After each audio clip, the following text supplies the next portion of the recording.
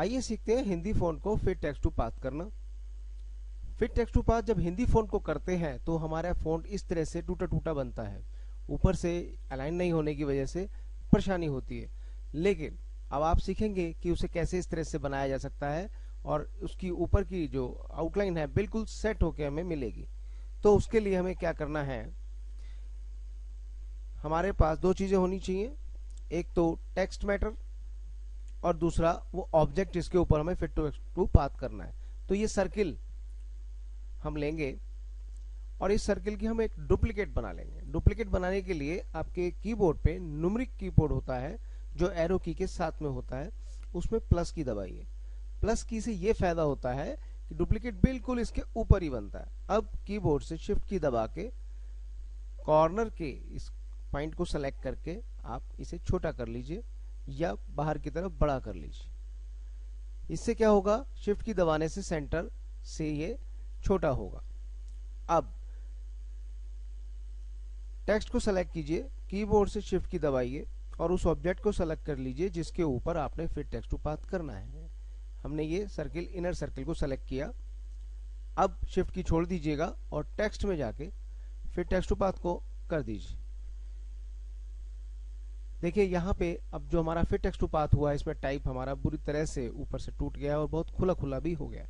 सबसे पहले हम इसकी पोजीशन सेट करेंगे, जहां पे हमें ये चाहिए वहां पे सेट करेंगे। तो डिस्टेंस फ्रॉम पाथ में जाके इसे थोड़ा सा ऐसे सेट कर लिया हमने। अब एक काम कीजिएगा, पहले तो इस टेक्स्ट के बीच के गैप को हम सेट करेंगे। तो कंट्रोल की दबाइएगा कीबोर्ड से और इस पे क्लिक कीजिएगा एक बार और फिर दूसरी बार। अब ये टेक्स्ट सेलेक्ट हो गया है। टेक्स्ट के बीच के करैक्टर को सेट करने के लिए आप शेप टूल को सेलेक्ट कीजिएगा और इसको ऐसे अंदर की तरफ लेके आइए। ये देखिए ये पास में आने लगेगा। उतना ले आइए जितना ये हमें अच्छा लगे और ये ज्यादा दूर दूर तक नजर ना आए। थोड़ा सा और कर लेते हैं, ये ठीक है हमारे लिए। तो इस तरह से हमने अपनी टेक्स्ट की सेटिंग तो अब कर ली। अब हमारी जरूरत है कि इसकी ऊपर से जो लाइन आ रही है उसे हम कैसे सेट करें, वो टूटी टूटी हमें ना मिले। तो अब ये बाहरी सर्किल को सेलेक्ट कीजिएगा, न्यूमेरिक कीपैड से वही प्लस से डुप्लीकेट कीजिएगा, शिफ्ट की दबाइएगा और इस डुप्लीकेट वाले सर्किल को बिल्कुल इसके ऊपर सेट करेंगे शिफ्ट की दबा के। ये देखिए सेट हो गया। अब हम इसकी विड्थ को बढ़ाएंगे, इसकी आउटलाइन की विड्थ को बढ़ाएंगे। तो लाइन टूल में जाके आउटलाइन पेन, ये हम लगभग 2 कर देते हैं। आउटलाइन विड्थ बढ़ाने के साथ साथ स्केल विद इमेज जरूर करें। स्केल विद इमेज हमारा ये काम करेगा, जब लोगो बन जाएगा और कभी हमें छोटा बड़ा करना पड़ा तो इसकी आउटलाइन जो ये हम बना रहे हैं ये भी उसी हिसाब से छोटी बड़ी होगी, हमें बार बार इसे सेट नहीं करना पड़ेगा। अब ये सर्किल हमारा बन गया है। अब हम शेप टूल लेंगे और शेप टूल से इसको बाहरी तौर पे, अंदर आएंगे तो ये इस तरह से पाई बनेगा, लेकिन बाहर आएंगे तो आर्क बनेगा। आप इसे लाइए और ये छोड़ दीजिए।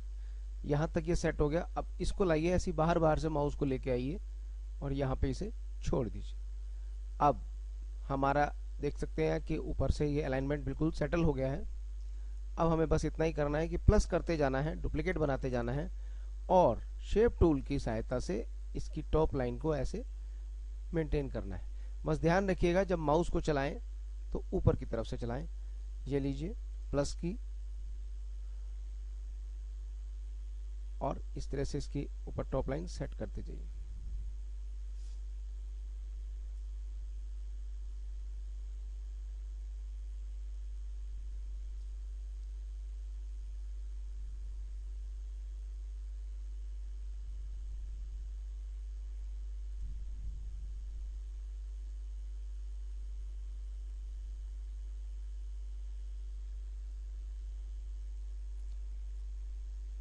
तो आप देख सकते हैं इसमें ज्यादा समय नहीं लगता है और आपका लोगो बहुत ही परफेक्ट ढंग से बन के सामने आता है। ये देखिए ये हमारा लोगो तैयार है। अगर आप किसी चीज को और सेट करना चाहते हैं, जैसे इसकी लाइन हम देख रहे हैं कि बिल्कुल सेट नहीं है, थोड़ा सा आप इसे एडजस्ट कर लीजिएगा।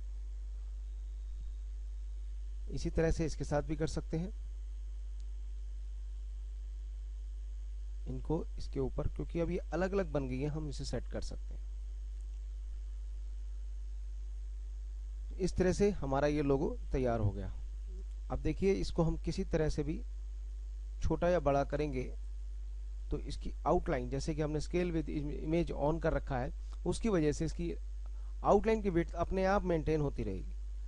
तो इस तरह से हमारा ये लोगो तैयार हो जाएगा। उम्मीद है आपको ये ट्यूटोरियल अच्छा लगा होगा। अपने फीडबैक मुझे देते रहिएगा। धन्यवाद।